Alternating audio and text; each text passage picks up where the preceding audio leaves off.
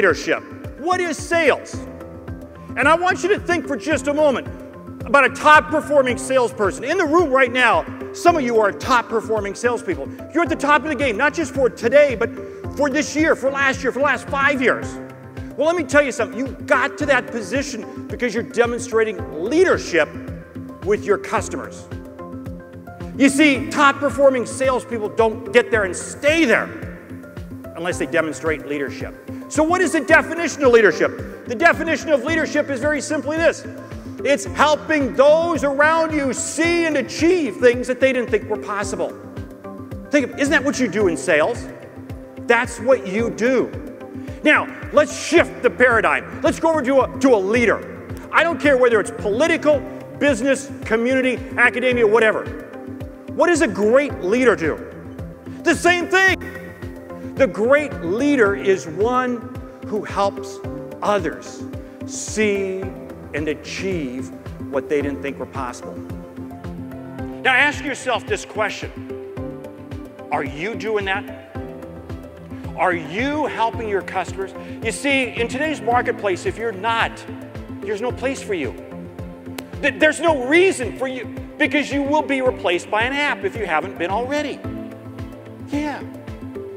You see, the challenge we have is, how do we help take our customers to the next level? If you're a manager, and I hate the term manager, I hate it.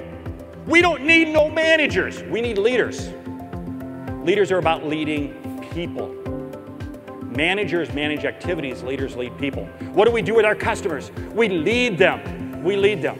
So now let's look at this in the context. Let's look at this in the context of a salesperson. And I love this great expression here, here. C plus C equals O equals P. Now look at the last P. It says profit. I love profit. You should too. Never run from profit. You can't price what you sell high enough. The only reason you don't price it higher is because you haven't delivered enough value. Now let's start at the bottom of the stairs, the first C. The first C is continuity. What is your messaging to your customers? Now, hold it. You say, hey, we're on social media. That's how we create continuity with our customers. Well, let me tell you something. Social media without social community is social stupidity. Social media in and of itself is a waste of time unless you're creating a community and a connection. You see, social media lends you to social connection, which helps you avoid social stupidity. Now that second C there is competence. You see, what's very interesting is, now think about this, the speaker we had up here before, Frederick, he's at the top of his game in the real estate marketplace. Why? Because he demonstrates continuity. He is out there in the real estate community, and he demonstrates competence because of the expertise he brings to his customers.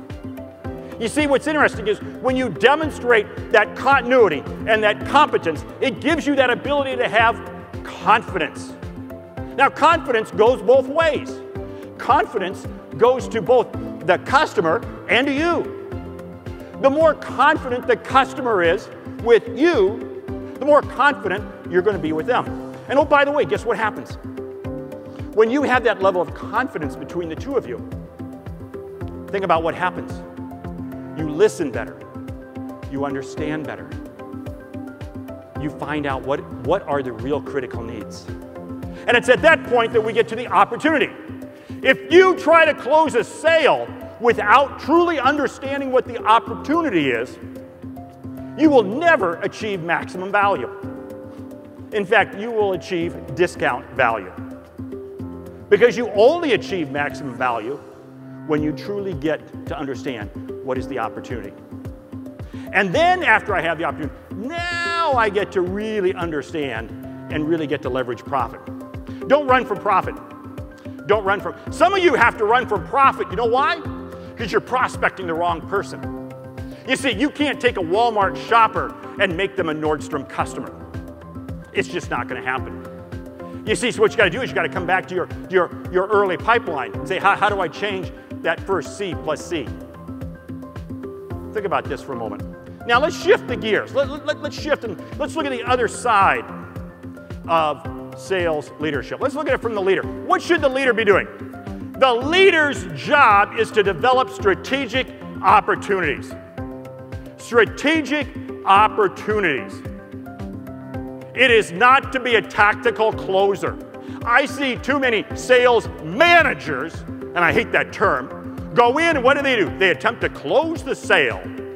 If you have both failed your job and your salesperson has failed their job. Second thing you got to be doing is what are your multiple relationships? Too many of you have customers where you have a single relationship. Every sales call, every customer is minimally a carpool, and it really should be a minivan, and it really should be more than that. Third piece is focus on the customer's customer. Here's the measurement as to how well you know your customer's customer. In the B2B marketplace, it's when your customer is sitting there asking you, your customer is asking you, hey, tell me, what is it that you know? You see, when you're asked by your customers for insights about their customers, then you know you've really truly have reached that sales leadership role. What does that do? That embeds you more into that space. And when you're in that space, what does that do? It creates more opportunities. It allows you to create more strategic opportunities. You begin to see how this works. You see, we got to shift our role. Now, let me just ask you this question. What are the questions you're asking? Now, here's something interesting. I don't want to go into a customer and ask them questions that they don't know, but I know. And that's typically what salespeople do. They go in and they ask customers questions that they can't answer, but they can answer because it's the way it's going to make them look good. I'm so smart. Stupid! Your objective is to ask your customers questions that they can't answer and you can't answer. Now stop and think about that for a moment. When you're asking customers questions that they can't answer and you can't answer, what does that do? That creates the dialogue, that creates the discussion. And oh, by the way, you're not going to be in that position unless you've created that level of confidence. C plus C equals C. What I want to do is I want to be asking customers questions that they can't answer and I can't, because then I get to have tremendous. And that's the way I demonstrate confidence. You see, the higher the level of confidence I create, the more the customer will follow along with me. Stop and ask yourself this question. What is the level of competence that you show? The level of competence that you show is not the knowledge that you spout off. No, no, no. It is about the questions you ask. Simon Sinek wrote a whole book on that. It's the questions. You see, we spend too much time developing the presentation. We spend too much time developing what we're going to share with customers. No! We need to spend more time developing the questions that we ask. Sales leaders, I want you to ask your salespeople after every sales call, whether it be outside or inside, what did you learn from the customer? What was the question that you asked that got the customer sharing? I want you to ask your salespeople those two questions every day. You see, what is it really about? Leadership is about the value we create when we're not present. What I want to do, and think about this is not only the salesperson, but the sales leader. I want to be able to create a higher level. Go back to my original definition. Yeah, when I'm not there. Because when I have customers doing things, when I have the people I lead doing things, when I'm not around, then I know I've achieved that sales leadership role. You see, I don't care what happens when I'm present. It's what happens when I'm not there. You really stop and think about this for a moment, because it really comes down to your believability will never exceed your credibility. If I haven't established believability with my customers, why in the world should I ever begin to think? I'm never going to be able to think that my customer is going to believe me, because they're not. They're not. You see, what is my objective? My objective with every customer I meet, and oh, by the way, this is true for a leader, is to earn the right, the privilege, honor, and respect to be able to meet with that person again. When I earn the right, the privilege, honor, and respect to meet with that person again, what does that allow me to do? It allows me to have another discussion. See, because my goal each day is to influence and impact each person I come in contact with in a positive manner. And when I do, what have I done? I've created a greater opportunity for me and for the other person. And hey, high profit prospecting. Let me talk to you about what gives me the credibility to really be able to share with people worldwide what this is. I've been dealing with prospecting for years. It was over 16 years ago that I left my corporate job, very good corporate job, and I began doing what I'm doing. You see, I've got a lot of years of experience, and the results are absolutely through the roof. There's one particular company, and contractually I'm not allowed to say the name. But it's very interesting, the results, when they put people through this organization, through this process, they had 4 times the results of people who didn't go through it. Now think about that for a moment. This is a major company. If I mentioned the name, you would know it. You would know it in a heartbeat. Think about this. You see, what I'm doing is I'm sharing with you in this book nothing but proven results, nothing but proven success stories. You say, Mark, we're in a very niche business.